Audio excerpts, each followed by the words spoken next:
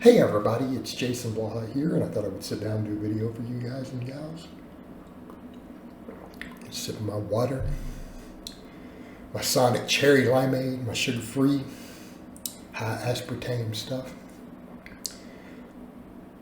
So this is kind of a response to some of the comments I get to different ideas when I'm discussing things. And I think what a lot of people don't get is just because I'm working with an idea, I'm looking at research on something, or I'm utilizing one variable, doesn't mean that I reject or don't even use those other variables with clients, or that I don't think that other things work.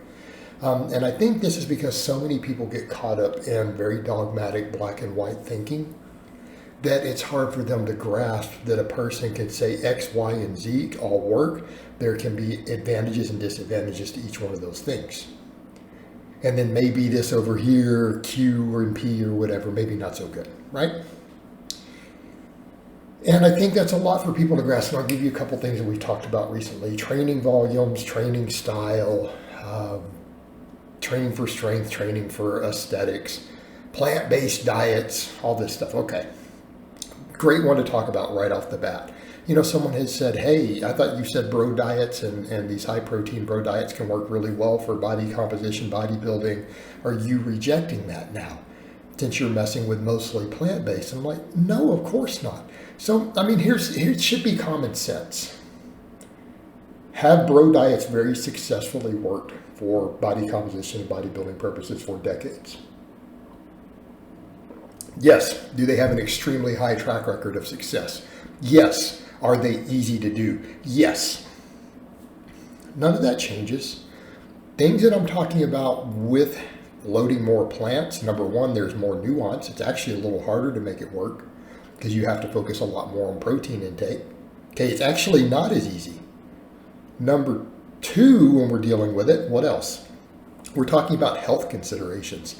I am not necessarily telling anyone that, hey, if you're trying to comprise the overwhelming majority of your calories from these whole food plants, because again, I'm not talking about, I nowhere said vegan diets, I said a whole foods plant-based, which is what, even Alexander Leonidas was talking about. It's the same thing. We're talking about getting as many antioxidants, phytonutrients, and things like that as we can in our diet and cutting out things that could have potential negatives to our health.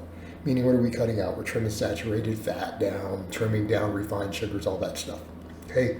And choosing to be in favor of loading as many antioxidants, phytonutrients, things like that as we can into our diet for health purposes, living longer, reducing cancers, reducing cardiovascular disease. That is what we're talking about. There is no conflict. There is no conflicting statement here.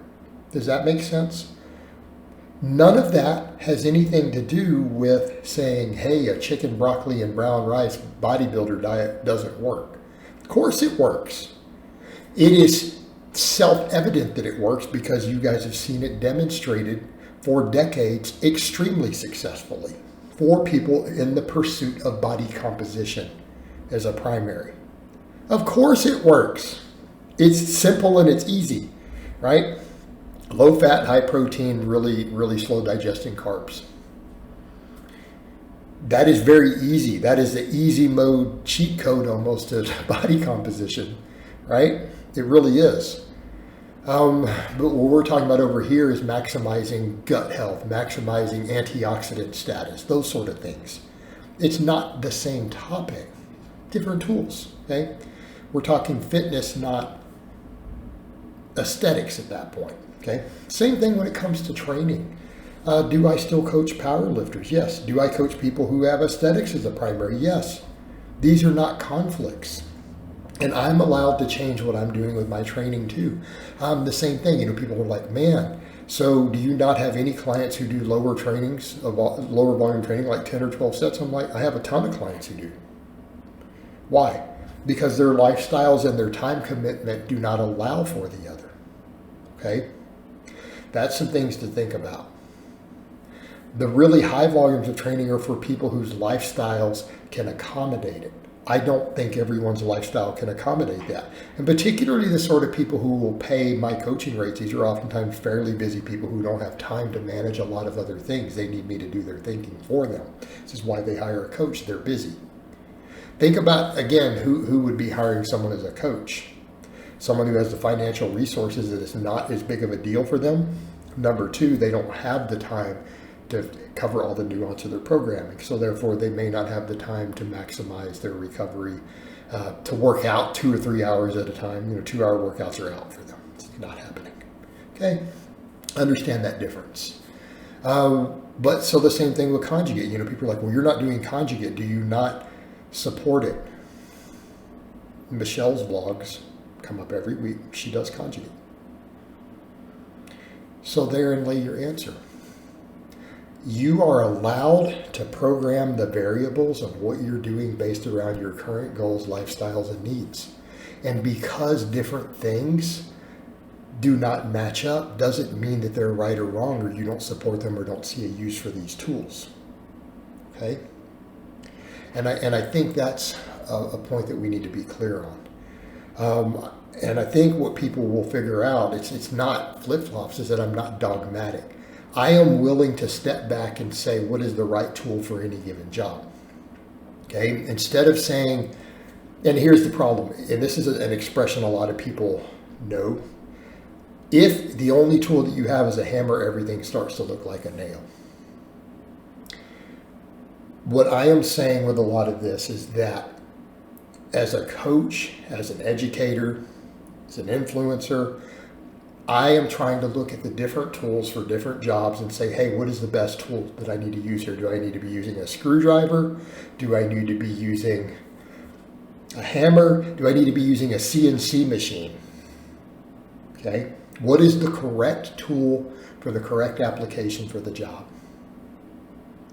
And when you're doing that to the person who doesn't understand what you were saying with that, it will create confusion. They'll think, they see you using a screwdriver to put a screw in, and then their response is, so you're saying a hammer doesn't work.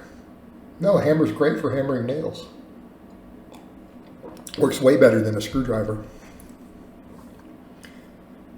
But then they're like, so you're saying a hammer is better then? Yes, for hammering nails. A screwdriver is better for driving screws in. An electric screwdriver might even be better. But you know what? I'm not going to machine a set of cylinder heads for a race car with either one of them. I'd probably machine and port it with a CNC machine.